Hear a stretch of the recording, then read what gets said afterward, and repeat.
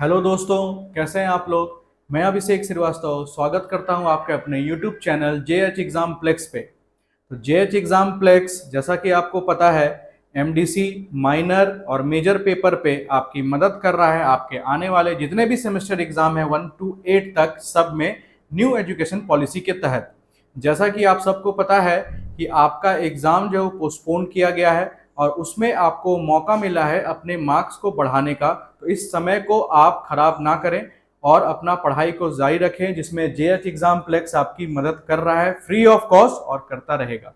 ठीक है, तो अगर आप इस चैनल पे नए हैं तो चैनल को सब्सक्राइब जरूर करें और अपने दोस्तों तक इसको शेयर और लाइक जरूर करें। और अगर आपको इसका जो भी नोट्स चाहिए और इसके पहले जो भी आपका 7 क्लास हुआ है, जो भी आपको नोट्स इसका चाहिए, वो नोट्स आपको टेलीग्राम और व्हाट्सएप चैनल पे मिल जाएगा। उन सब का लिंक इसी वीडियो के डिस्क्रिप्शन में आपको मिल जाएगा। साथ ही साथ उन वीडियोस का भी लिंक इसी वीडियो के डिस्क्रिप्शन में आपको मिल जाएगा। ठीक है, तो कल का जो वीडियो आया था आपके पास, कल का जो क्लास हुआ था, उसमें मैंने चर्चा क्या की थी, नन कॉपरेशन मूवमेंट जो गांधी जी के द्वारा चलाया गया था, असहयोग आंदोलन, उस पर चर्चा हम लोग किए थे। ठीक है, आज हम लोग गांधी जी को बेस पे रखते हुए आज हम लोग सविनय अवज्ञा आंदोलन के बारे में चर्चा करेंगे कि सिविल डिसोबीडियंस मूवमेंट क्या होता है। तो नाम से ही क्लियर होना चाहिए कि सिविल डिसोबीडियंस मूवमेंट है क्या। तो हिंदी इसका है सविनय अवज्ञा आंदोलन, मतलब हम आपका आज्ञा नहीं मानेंगे, उसके लिए हम आपसे विनती करते हैं। ठीक है, एकदम नाम में डिसोबीडियंस है लेकिन वो भी सविनय, मतलब आपसे हाथ जोड़ के विनती करते हैं कि हम आपका साथ नहीं देंगे, आपका बात नहीं मानेंगे। ठीक है, तो ये गांधी जी के द्वारा चलाया गया था। क्यों चलाया गया था, कब चलाया गया था, कितने फेजेस में चला था, क्या ये सफल हो पाया, कैसे इसका अंतिम दौर गुजरा, क्या क्या इसमें गांधी जी को बेस पे रखते। वैसे हुआ तो बहुत सारा काम था, ठीक है, क्योंकि ये फेज 5 से 6 साल का है। ठीक है, तो हुआ तो बहुत कुछ था लेकिन हम लोग को गांधी जी को बेस पे रख के पढ़ना है। ठीक है, तो महात्मा गांधी इस चीज का शुरुआत करते हैं, उसके पीछे क्या कारण रहा होगा, कितने फेजेस में ये चला, उस सब पर हम लोग चर्चा करेंगे। और एक क्वेश्चन आंसर के जरिए भी लॉन्ग आंसर आप इसका कैसे लिख पाएंगे, उस पर भी आज हम लोग चर्चा करेंगे, विस्तृत चर्चा करेंगे। ठीक है, तो आप देखेंगे सविनय अवज्ञा आंदोलन नाम में ही है कि हम आपका निवेदन करते हैं कि हम आपका साथ नहीं दे पाएंगे, ये इसका मतलब होता है। तो सबसे ये स्टार्ट कैसे होता है, तो ये स्टार्ट होता है दांडी मार्च के नमक कानून तोड़ने के साथ। जो गांधी जी साबरमती से स्टार्ट करते हैं अपना दांडी यात्रा, अभी मैं सब बताऊंगा, डेट, कितने लोग उसमें आए थे, कब ये खत्म हुआ, कब नमक कानून बना, कब ये तोड़े। ठीक है, ये सब हम लोग चर्चा करेंगे अभी थोड़ी देर में। तो गांधी जी दांडी मार्च जो करते हैं, जो नमक कानून बनाने के साथ ही, जो नमक ये बनाए थे, नमक कानून नहीं, नमक बनाने के साथ ही ये अपना सिविल डिसोबीडियंस मूवमेंट स्टार्ट करने की घोषणा कर देते हैं। तो ये स्टार्ट करना क्यों पड़ा, आप इसके बारे में सोचिए। तो वही जो चल रहा था, अंग्रेजों की दमन करता जो नीति थी वो चल रही थी। उसके बाद हुआ क्या, 1928 में साइमन कमीशन जो भारत आया था, तो साइमन कमीशन के आने से हुआ क्या कि यहाँ पर बहुत सारे लोग नहीं चाहते थे कि कमीशन का जो रिपोर्ट है वो लागू हो इस देश में। ठीक है, उस रिपोर्ट के बारे में तो हम लोग आज चर्चा नहीं करेंगे क्योंकि आज का मुद्दा है सिविल डिसोबीडियंस मूवमेंट। तो साइमन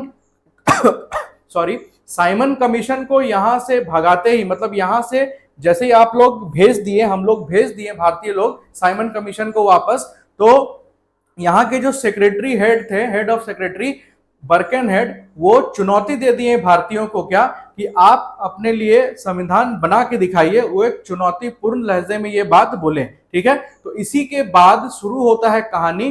तो इसके बाद जो अधिवेशन होता है, लाहौर अधिवेशन, उस पर चर्चा होता है। तो उसमें लाहौर अधिवेशन में पूर्ण स्वराज का मांग जो था वो रखे थे कौन, हमारे जवाहरलाल नेहरू जी पूर्ण स्वराज का मांग रखे थे। ठीक है, तो नेहरू जी के स्वराज का मांग रखते ही उसके बाद गांधी जी क्या किए, अपना 11 सूत्री मांग रखे थे।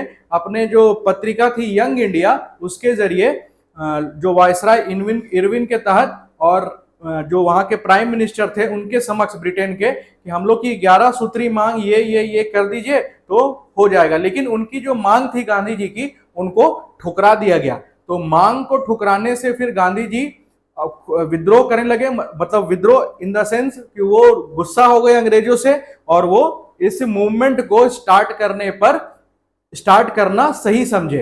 अब देखिए इस मूवमेंट का दो फेज है, ठीक है। दोनों फेज में जो पहला वाला जो चरण था वो ज्यादा इंपॉर्टेंट है, क्योंकि उसमें बहुत सारे जो मास पीपल थे, जो लोगों का समूह था, वो एकजुट बहुत बड़ा समूह था। दूसरे फेज में दूसरे जो चरण था इसका, दूसरा चरण में आप देखेंगे कि इसमें लोग जुड़े हुए थे लेकिन उतना जुड़े हुए नहीं थे, और गांधी जी भी अपने जो मत था उसको थोड़ा सा और डाइवर्ट करके वो दलितों का उत्थान के लिए ज्यादा फिर बात करने लगे सविनय अवज्ञा आंदोलन में, ठीक है। इसलिए सेकंड वाला जो फेज था वो उतना इंपॉर्टेंट नहीं होके जो फर्स्ट वाला फेज है वो ज्यादा इंपॉर्टेंट है। तो जिस समय सविनय अवज्ञा आंदोलन चल रहा था उसी दौरान इंग्लैंड में राउंड टेबल कॉन्फ्रेंस भी चल रहा था, गोलमेज सम्मेलन। तो आपको पता होगा 3 गोलमेज सम्मेलन हुआ था इंग्लैंड में। तीनों गोलमेज सम्मेलन में तो जो पहला गोलमेज सम्मेलन था 1930 में, उसमें कांग्रेस और गांधी जी भाग नहीं लिए थे। दूसरे सम्मेलन में सब कोई मना के गांधी जी को मना के ले गए और वहां पर दूसरे सम्मेलन में गांधी जी भाग लिए, लेकिन जैसे ही गांधी जी वापस आते हैं तो इनको अरेस्ट कर लिया जाता है। इससे गांधी जी बोले कि इससे अच्छा होता कि मैं अपना सविनय अवज्ञा आंदोलन को बंद ही नहीं करता, उसको स्टार्ट करते रहता। तो वापस आते हैं, इनको अरेस्ट कर लिया जाता है। फिर जो दूसरा चरण होता है सविनय अवज्ञा आंदोलन का, उसको गांधी जी स्टार्ट करते हैं। तो ये सब चीज जो है हम लोग अभी थोड़ी देर में पढ़ेंगे।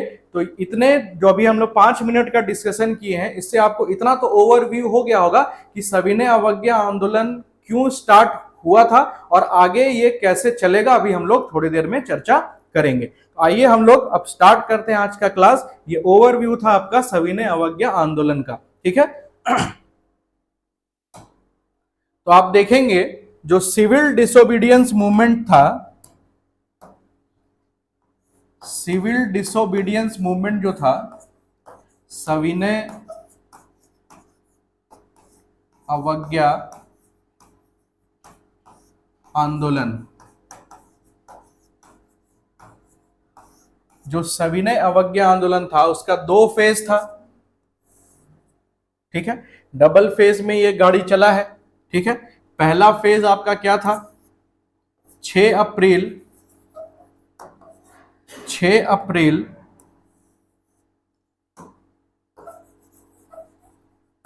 1930 से लेके 6 अप्रैल 1930 से लेके 5 मार्च 1931, ये पहला फेज था, फर्स्ट फेज। सेकंड फेज जो था सिविल डिसोबीडियंट मूवमेंट का, जो सेकंड फेज था सिविल डिसोबीडियंट मूवमेंट का, वो चला है आपका मार्च 1932 से लेके अप्रैल 1934 तक, ठीक है। अब ये 6 अप्रैल को स्टार्ट हुआ, तो स्टार्ट होने के लिए कारण क्या था, तो उस कारण को हम लोग देखेंगे। तो जब साइमन कमीशन यहां से चला गया तो लाहौर अधिवेशन बुलाया गया, लाहौर सेशन ऑफ कांग्रेस बुलाया गया था 1930, ठीक है। कितना, 31 दिसंबर 1930 लाहौर का जो सेशन हुआ था। इस दिन क्या हुआ, तो इस सेशन में हुआ क्या, तो इस सेशन के जो अध्यक्ष थे, आईएनसी सेशन के जो अध्यक्ष थे वो कौन थे, वो जवाहरलाल नेहरू थे। ये क्या किए थे, रावी नदी के तट पर, रावी नदी के तट पर तिरंगा फहरा के पूर्ण स्वराज की मांग रखे थे या घोषणा किए थे। घोषणा किए थे, घोषणा किए थे। ठीक है, आप बताइए कि पूर्ण स्वराज का मांग, टोटल कंप्लीट इंडिपेंडेंस का मांग इसके पहले कौन रखा था? तो आपको पता होना चाहिए 1921 में हजरत मोहानी जी, हजरत मोहानी जी पहली बार पूर्ण स्वराज का मांग रखे थे। चलिए हम लोग अपने टॉपिक पे आते हैं।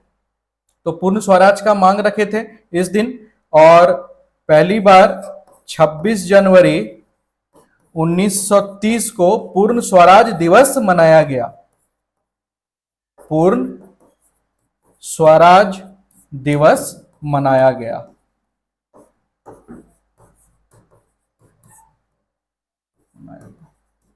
ठीक है, तो ये लाहौर सेशन का कुछ कहानी था।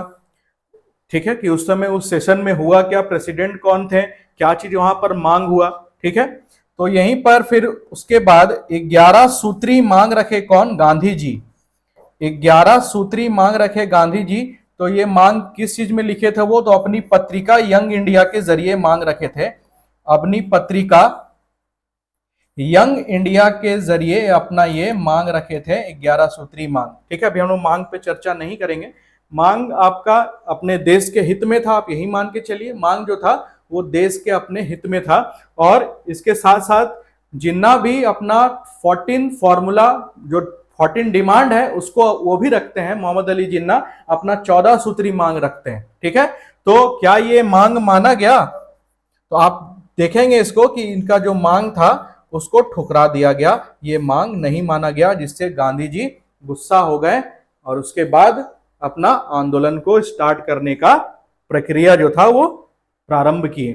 ठीक है, तो मांग खत्म हो गया, आपका मांग को नहीं माना गया। ठीक है, उसके बाद ये जो सिविल डिसोबीडियंस मूवमेंट है ये स्टार्ट कहां से होता है? तो आप देखेंगे कि 12 मार्च 1930 को गांधी जी साबरमती आश्रम से, साबरमती आश्रम गुजरात में है, साबरमती आश्रम से दांडी की ओर प्रस्थान करते हैं।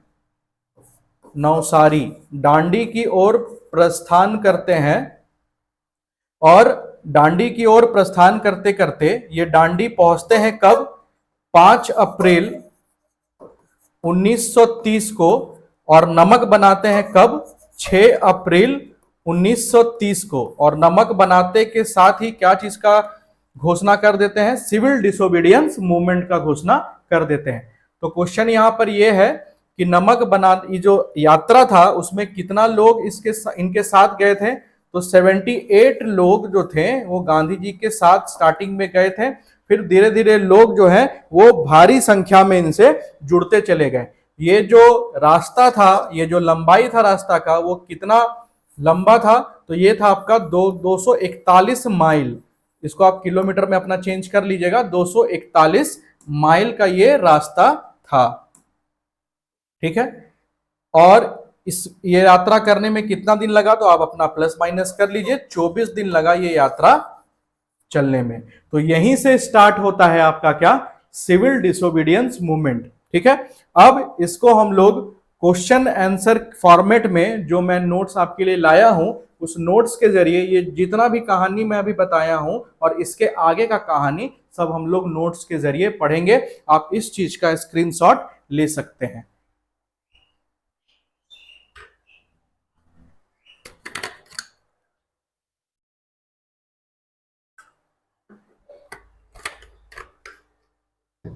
चलिए आगे हम लोग अगर बढ़े, अब देखिए सविनय अवज्ञा आंदोलन। अब हम लोग पढ़ते हैं कि इसमें कहानी चल क्या रहा है। ठीक है, तो अभी तक मैं उम्मीद करता हूं कि जो जो मैंने बताया है आपको वो सब एक ओवरव्यू आपको मिल गया होगा। कौन कहां कैसे, कम से कम इतना तो क्लियर हो गया होगा। अब हम लोग आगे बढ़ते हैं, इस चीज को समझते हैं। लाहौर अधिवेशन के बाद, ठीक है, लाहौर अधिवेशन आप देखें, लाहौर अधिवेशन के बाद एक बार फिर महात्मा गांधी ने अहिंसक राष्ट्रव्यापी आंदोलन आरंभ करने की योजना बनाई। तो लाहौर अधिवेशन हो गया, 11 सूत्री मांग रखाया, 11 सूत्री मांग को अंग्रेजों ने ठुकरा दिया, तो गांधी जी एक बार फिर से अपना आंदोलन आरंभ करने का योजना बना लिए। उन्होंने 31 जनवरी 1930 को लॉर्ड इरविन के सामने 11 मांगे रखी। ठीक है, जो अभी मैंने समझाया उसी का यहां पर वर्ड्स में लिखा हुआ है, सेंटेंस में लिखा हुआ है, जो आपको अपने आंसर में लिखना है। ठीक है, इससे आपका एमसीक्यू भी क्लियर होगा। ऐसा नहीं है कि आप अपना एमसीक्यू नहीं बना सकते, या फिर और भी कोई अदर एग्जाम अगर आप देते हैं, अगर आप कंपिटिटिव एग्जाम भी देते हैं, तो ये क्लास आपके लिए इंपॉर्टेंट है। तो उन्होंने 31 जनवरी 1930 को लॉर्ड इरविन के सामने 11 मांगे रखी, जिनमें मुख्य थे भू राजस्व में 50% की कटौती। तो 11 मांगे अभी मैंने आपको बताया, तो 11 मांगों में कुछ मुख्य मांगे थी जो गांधी जी उस पर ज्यादा फोर्स डाल रहे थे, ज्यादा प्रेशर डाल रहे थे, अंग्रेजों को ज्यादा प्रेशराइज कर रहे थे कि ये मांगे तो एकदम होनी ही चाहिए। तो उन मांगों में 11 मांगों में जो मुख्य मांगे थी वो क्या थी? जो भू राजस्व है उसमें 50% की कटौती, जो लैंड टैक्स था उसमें 50% उसको कम कर देना। मान लीजिए 100 रुपया में 100 रुपया लैंड का दाम है और उसका जो टैक्स है वो 20 रुपया है, तो उसको 10 रुपया करने का बात बोल रहा था, उसको 50% कम करने का बात बोला जा रहा था। आगे हम लोग देखें, सैनिक व्यय में 50% की कटौती करने पर भी बात हो रहा था। तो दो व्यय जो थे उस पर काम करने का बात हो रहा था। एक जो भू राजस्व है, लैंड टैक्स है, उसको 50% कम कर देना, और दूसरा जो सैनिक व्यय है उसमें भी 50% की कटौती करना, क्योंकि इतना सैनिक में व्यय करने का जरूरत ही नहीं है जब आप ही का पूरा राज चल रहा है पूरे देश में। तो ठीक है। नमक पर सरकारी आधिपत्य की समाप्ति, नमक कर को खत्म करने का बात हो रहा था। तो गांधी जी इसी को उठा के अपना जो सिविल डिसोबीडियंस मूवमेंट है इसको स्टार्ट करते हैं, नमक को ही उठा के। ठीक है, ये नमक बनाते हैं आपको पता है दांडी में, और उसको दांडी मार्च बोला जाता है, दांडी यात्रा हिंदी में बोला जाता है। ठीक है, वहां पर नमक बना के नमक कानून का ये विरोध करते हैं और वहीं से स्टार्ट करते हैं वो सीडीएम, सिविल डिसोबीडियंस मूवमेंट।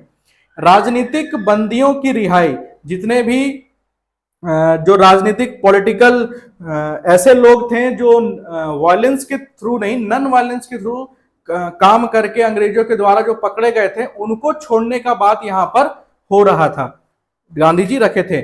शराबबंदी, कपड़ा उद्योगों का संरक्षण इत्यादि, तो वो शराबबंदी करने के लिए मांग रखे थे, और कपड़ा उद्योगों का जो संरक्षण है, कपड़ा उद्योगों का संरक्षण मतलब देश में जो कपड़ा बन रहा है, जो यहाँ के लोग बना रहे हैं, उसका संरक्षण अंग्रेज उनको दे, इस पर गांधी जी अपना बात रखे थे। अब देखिए, ये राजनीतिक बंदियों की रिहाई मतलब ऐसे लोग जो वायलेंस में नहीं संलिप्त थे, ये लोग नॉन वायलेंस के थ्रू अंग्रेजों का विरोध कर रहे थे, फिर भी अंग्रेज इनको जेल में डाल दिए थे। क्या इसमें भगत सिंह आएंगे? नहीं आएंगे। राजगुरु आएंगे? नहीं आएंगे। उन लोग वायलेंस के थ्रू अंग्रेजों का विरोध करते थे। ठीक है, और कहीं ना कहीं बहुत सारे लोगों का यह भी मानना है कि ये एक वजह रहा था जिसके कारण भी भगत सिंह को फांसी दे दिया गया था। ठीक है, चलिए आगे देखते हैं हम लोग।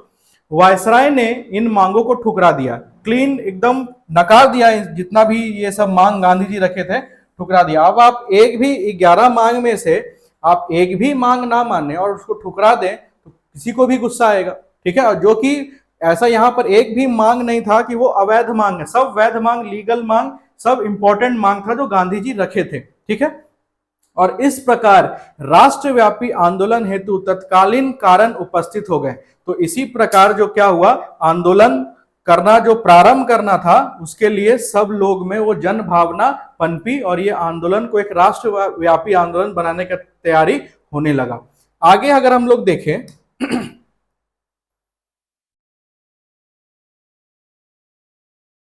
अब देखिए इसका शुरुआत लिखा हुआ है। अभी मैंने माइंड मैप के थ्रू आपको अभी थोड़ा सा बताया था कि शुरुआत कहां से, क्यों और कैसे हुआ। ठीक है, यहां देखिए, सविनय अवज्ञा आंदोलन की शुरुआत दांडी यात्रा से की गई। अभी मैंने ये सब चीज मैंने माइंड मैप के थ्रू आपको पहले ही 10 मिनट में बता दिया। ठीक है, अब इसको आप लिखेंगे कैसे, उसके लिए नोट्स को एक बार मैं समझा दे रहा हूं। ठीक है, सविनय अवज्ञा आंदोलन की शुरुआत दांडी यात्रा से की गई। साबरमती आश्रम से अपने 78 सहयोगियों के साथ 12 मार्च 1930 को गांधी जी ने दांडी की ओर प्रस्थान किया और 6 अप्रैल को 1930 को समुद्र के पानी से नमक बनाकर नमक जो कानून थी उसको तोड़ा, नमक कानून का विरोध किया। ठीक है, वो दांडी पहुंचते कब है, डेट याद रखिएगा, दांडी वो पहुंचेंगे 5 अप्रैल को, लेकिन वो नमक कानून को कब तोड़ते हैं, 6 अप्रैल को नमक बना के। क्लियर है ये बात। आगे हम लोग देखें, दांडी मार्च के बाद, अब जैसे ही देखिए गांधी जी कुछ भी काम करते थे तो देश में तुरंत फैल जाता था वो बात, क्योंकि बड़े नेता थे गांधी जी और उनका सब इज्जत भी करते थे गांधी जी का और उनकी बात भी मानते थे, ऐसा वो वैल्यू बना के रखे थे इस देश में। ठीक है, तो दांडी मार्च के बाद देश के हर एक क्षेत्र में आंदोलन तेजी से फैला। तो दांडी मार्च के बाद जो भी क्षेत्र था जहां पर ज्यादा ये व्यापक हो पाता, उन सभी क्षेत्रों में ये फैला। आप पेन्नार मार्च भी अगर आप पढ़ेंगे, कोई बुक्स को, अच्छे बुक्स को पढ़ेंगे तो उसमें पेन्नार मार्च का भी चर्चा होगा। ठीक है, राजगोपालाचारी भी एक मार्च किए थे, उस मार्च का भी एक चर्चा होगा। ठीक है, लेकिन सबसे इंपॉर्टेंट जो आपको पढ़ना है, गांधी जी को पढ़ना है, तो गांधी जी के लिए इंपॉर्टेंट है दांडी मार्च। ठीक है, तो दांडी मार्च हम लोग पढ़ रहे हैं। तो दांडी मार्च के बाद देश के हर क्षेत्र में आंदोलन तेजी से फैला। बड़े पैमाने पर विदेशी वस्तुओं, शासन संस्थाओं तथा शिक्षण संस्थाओं का बहिष्कार आरंभ हुआ। तो बड़े पैमाने पर क्या क्या चीज का बॉयकॉट करने लगे लोग सविनय अवज्ञा आंदोलन में, तो फॉरेन गुड्स, जो भी शासन संस्थाएं हैं, ठीक है, एडमिनिस्ट्रेटिव जो डिपार्टमेंट है उसका विरोध करने लगे, और जितना भी शिक्षण संस्थाएं हैं उसका बहिष्कार लोग करने लगे। तो इस चीज को आप अंडरलाइन करेंगे, फॉरेन गुड्स, यहां मैं लिख दे रहा हूं इंग्लिश में भी,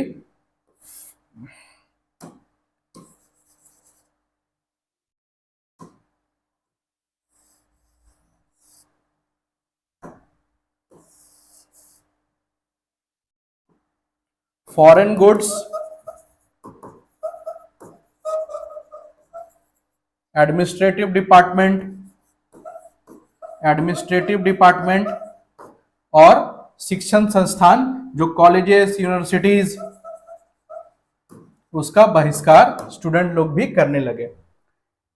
ठीक है, पश्चिमोत्तर सीमा प्रांत में, मतलब पाकिस्तान की तरफ, खान अब्दुल गफर खान, ठीक है, बहुत अच्छे नेता थे ये, जिनका एक और नाम है बादशाह खान या सीमांत गांधी, आप इसी को बोलते हैं। ये कौन सा ऑर्गेनाइजेशन चलाते थे, लाल कुर्ती ऑर्गेनाइजेशन, रेड शर्ट, ठीक है, ने खुदाई खिदमतगर संस्था की स्थापना की। तो आप याद रखेंगे, जो खान अब्दुल गफर खान थे, वो कौन सा संस्था का शुरुआत किए थे, खुदाई खिदमतगार संस्था, जिसमें वो अहिंसक, ये संस्था कैसा था, ये अहिंसक संस्था था और इसमें बिना हिंसा के ही अंग्रेजों का विरोध करना था। ये एवं स्थापना की एवं अहिंसक आंदोलन को चलाया। दक्षिण भारत में कामराज, देखिए अब दक्षिण भारत में आ गया कामराज, राजगोपालचारी, अभी मैंने आपसे थोड़ी देर पहले चर्चा की कि ये भी एक मार्च किए थे, राजगोपालचारी जैसे नेताओं ने सविनय अवज्ञा आंदोलन का नेतृत्व किया, परंतु बहुत जल्दी आंदोलन का स्वरूप हिंसक होने लगा। लेकिन इसमें बहुत सारे ऐसे लोग थे जो आंदोलन का स्वरूप को हिंसा प्रदान कर रहे थे। जितने भी जो ग्रुप थे जो वायलेंस के थ्रू हिंसा कर रहे थे, तो उनमें ये आ गया, उनमें इस देश में इस आंदोलन का रूप जो हिंसक नहीं था उसको हिंसक बनाने में ये बल देने लगे बहुत सारे ऐसे लोग।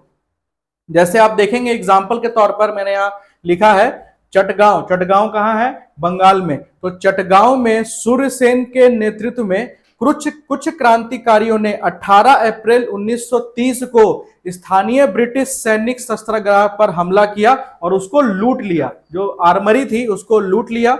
हमला करके इंडियन रिपब्लिक आर्मी के नाम पर स्वाधीनता की घोषणा की। ठीक है, तो इस चीज को आप अगर इस अहिंसक वाले बात को आप लिखेंगे तो यहां पर हिंसक वाले बात को अगर आप लिखते हैं तो आपको एक एग्जाम्पल देके इस चीज को समझाना पड़ेगा। तो एग्जाम्पल क्या है, चटगांव में सूर्यसेन के नेतृत्व में, ये बहुत इंपॉर्टेंट नाम है ये सूर्यसेन।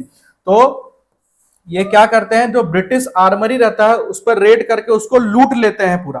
ठीक है, सूर्यसेन के नेतृत्व में कुछ क्रांतिकारियों ने 18 अप्रैल 1930 को स्थानीय ब्रिटिश सैनिक शस्त्रागार पर हमला करके इंडियन रिपब्लिकन आर्मी नाम से स्वाधीनता की घोषणा की।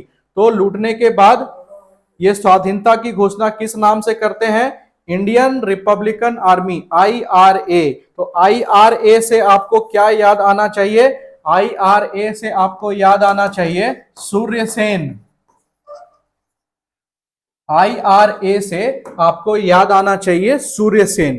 तो स्वाधीनता की घोषणा की। आगे अगर हम लोग देखें तो आगे भी कुछ और अदर हिंसक घटनाएं हुई जो जो असर डाल रही थी, जो गांधी जी का जो वो हिंसा नहीं करना चाहते थे उस पर। ठीक है, तो पेशावर में हिंसक आंदोलन किस तरीके से हुआ, इस पर हम लोग अभी चर्चा करेंगे।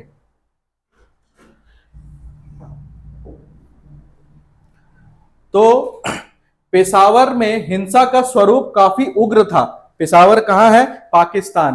तो पेशावर में हिंसा का स्वरूप काफी उग्र था। विद्रोहियों ने 25 अप्रैल से 4 मई 1930 तक शहर पर कब्जा किया। विद्रोहियों मतलब जो भी देश को आजाद कराना चाहते थे लेकिन वायलेंस के तरीके से, वो लोग, उनका यहां पर नाम दिया गया विद्रोही। विद्रोहियों ने 25 अप्रैल से 4 मई 1930 तक शहर पर कब्जा किया। विद्रोह पर नियंत्रण हेतु हिंदू सैनिकों को भेजा गया, किंतु उन्होंने विद्रोहियों पर गोली चलाने से इनकार कर दिया। इस पॉइंट को आप अंडरलाइन करेंगे। विद्रोह का दमन करने के लिए किन सैनिकों को भेजा गया था? हिंदू सैनिकों को भेजा गया था, लेकिन वो लोग विद्रोहियों पर गोली चलाने से इनकार करते। कैसे चलाएंगे भाई गोली? आपको कोई बोलेगा अपने परिवार के ऊपर गोली चलाइए तो आप चलाइएगा? तो पूरा देश एक परिवार था और अपने ही परिवार पर गोली लोग चलाना वाजिब नहीं समझे। महाराष्ट्र के सोलापुर में भी हिंसक संघर्ष हुआ। तो ये कहां हुआ? ये काम पेशावर में। अभी आप आ गए हैं महाराष्ट्र में। तो महाराष्ट्र के वो भी कौन से जगह पे? सोलापुर में। तो महाराष्ट्र के सोलापुर में भी हिंसक संघर्ष हुआ। आंदोलन के बढ़ते हुए हिंसक स्वरूप से सरकार घबरा उठी थी। तो ठीक है, सिविल डिसोबीडियंस मूवमेंट हो रहा है, शांति से हो रहा है, आप बॉयकॉट कर रहे हैं किसी चीज को, बिल्कुल ठीक कर रहे हैं, लेकिन आप हिंसा करेंगे तो कोई भी सरकार उसको बर्दाश्त नहीं करेगी। और वैसे भी अंग्रेज यहाँ की सरकार नहीं थी, वो अंदर अंदर डर भी रहे थे, और डर से आदमी कुछ भी निर्णय, कुछ भी उल्टा पुल्टा निर्णय वो ले लेता है। तो यहां पर हम देखेंगे आंदोलन के बढ़ते हुए हिंसक स्वरूप से सरकार घबरा उठी एवं किसी भी प्रकार से आंदोलन को समाप्त करने हेतु समझौता के लिए कांग्रेस को आमंत्रित किया। ठीक है, अब यहां से क्या हुआ? अब जो अंग्रेज थे वो सोचने लगे कि अब ये बहुत ज्यादा उग्र होते जा रहा है, अब कांग्रेस से बात करना पड़ेगा, शांति का रुख अपनाना पड़ेगा। अगर उनसे बात नहीं करेंगे तो ये हिंसा रुकने वाली नहीं है। तो वो लोग सोचे अब एक बार मीटिंग किया जाए कांग्रेस के साथ और इस हिंसा को रोका जाए। तो आप देख रहे हैं जगह जगह पर हिंसा होते जा रहा है। अब ये सविनय अवज्ञा आंदोलन हिंसक अवज्ञा आंदोलन बन गया है। ठीक है, तो आगे हम लोग अगर देखें कांग्रेस को आमंत्रित किया जाएगा, तो कांग्रेस को आमंत्रित वो लोग करते हैं। तो 5 मार्च 1931 को गांधी जी और वायसराय इरविन के बीच समझौता हुआ। तो वो लोग कांग्रेस को बुलाते हैं, तो कांग्रेस की तरफ से कौन इसमें भाग लेते हैं, मतलब कौन जो वायसराय इरविन है उनसे मिलते हैं। तो गांधी जी वायसराय इरविन से जाके मिलते हैं। कब? 5 मार्च 1931। तो 5 मार्च 1931 को गांधी जी और वायसराय इरविन के बीच समझौता हुआ। अब देखिए ये समझौता में भी कुछ मांग गांधी जी रखेंगे, कुछ मांग इरविन रखेंगे। ठीक है, इन सब के बीच जो समझौता हुआ और ये समझौता सफल होता है, और इस चीज को कांग्रेस वाले भी अपने आने वाले अधिवेशन में स्वीकार कर लेते हैं। ठीक है, तो अभी हम लोग देखेंगे कौन सा मुख्य मांग था जो यहां पर रखा जा रहा था। तो यहां पर आप देखेंगे कि 5 मार्च 1931 को गांधी जी और वायसराय इरविन, तो इस डेट को आप अंडरलाइन जरूर करें। 5 मार्च 1931 को गांधी जी और वायसराय इरविन के बीच समझौता हुआ। ठीक है, जिसको आप किस नाम से जानते हैं? गांधी इरविन समझौता। Gandhi Irwin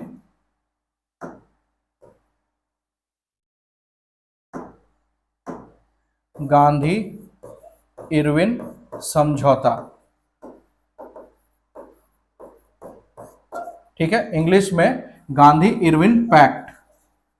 Gandhi Irwin pact. ठीक, डेट याद रखेंगे, जिसे गांधी इरविन पैक्ट कहा जाता है। इस समझौते द्वारा पहला मांग, महात्मा गांधी ने आंदोलन को वापस ले लिया। तो इस समझौते के द्वारा हुआ क्या, महात्मा गांधी अपने फलस्वरूप अपना जो आंदोलन था उसको वापस ले लेते हैं। कांग्रेस गोल में सम्मेलन में शामिल होने पर सहमत हो जाती है। ठीक है, तो इस जो समझौता हुआ था, जो मांग एक दूसरे के द्वारा रखा गया था, उसमें जो कुछ मुख्य मांग जो गांधी जी स्वीकार लिए थे, उन मुख्य मांगों में पहली मांग है महात्मा गांधी अपना आंदोलन जो चला रहे हैं, कौन सा आंदोलन, सिविल डिसोबीडियंस मूवमेंट, उसको क्या करेंगे, उसको वापस ले लेंगे। ठीक है, दूसरा, कांग्रेस गोल में सम्मेलन में भाग लेगी। ठीक है, कांग्रेस जो है वो गोल में सम्मेलन में भाग लेगी। तो आपको मैंने पहले ही क्लास के स्टार्टिंग में बता दिया था कि कांग्रेस जो है वो जो पहला गोल में सम्मेलन था उसमें गांधी जी भाग नहीं लिए थे, कांग्रेस भाग नहीं लिए थे। लेकिन जो दूसरा गोल में सम्मेलन होता है उसमें गांधी जी भाग लेते हैं। अब वहां वो भाग लेते हैं तो वहां पर जब लंदन में गोल में सम्मेलन चल रहा होता है तो वहां पर ऐसा ऐसा बात होता है कि गांधी जी वहां से नाखुश होके फिर भारत आ जाते हैं और बोलते हैं कि ठीक होता कि मैं इस गोल में सम्मेलन में नहीं जाता और ये सिविल डिसोबीडियंस मूवमेंट को खत्म नहीं करता। वहां पर कुछ अलग ही चर्चा चलने लगा था, वहां पर सेपरेट इलेक्टोरेट का चर्चा चलने लगा था, या फिर और भी बहुत सारा ऐसा चर्चा था जो देश हित के, ज्यादा देश हित के बारे में नहीं था। वहां पर अपने अपने बारे में ज्यादा चर्चा, अपने अपने समूह के बारे में ज्यादा चर्चा चलने लगा था। ठीक है, तो इससे गांधी जी नाखुश थे। तो कांग्रेस गोल में सम्मेलन में शामिल होने पर सहमत हो गई। तो पहला गांधी जी कौन सा मांग मान लिए, तो महात्मा गांधी आंदोलन को वापस लेने का मांग मान लिए। दूसरा, कांग्रेस जो थी, जो राउंड टेबल कॉन्फ्रेंस चल रहा था उसमें भाग लेने के लिए सहमत हो गई। अहिंसक राजनीतिक बंदियों को रिहा कर दिया गया। अब देखिए, गांधी जी छोड़ने बोले थे पॉलिटिकल लीडर्स को, लेकिन जो अहिंसा के थ्रू, ठीक है, नॉन वायलेंस के थ्रू जो अंग्रेजों का विरोध कर रहे थे, सिर्फ उन्हीं को छोड़ने पर हामी भरा गया। जो हिंसा से अंग्रेजों का विरोध कर रहे थे उनको छोड़ा नहीं गया। इसी के तहत फिर भगत सिंह को आगे जाके फांसी दिया जाएगा। ठीक है, 23 अप्रैल 1931 को।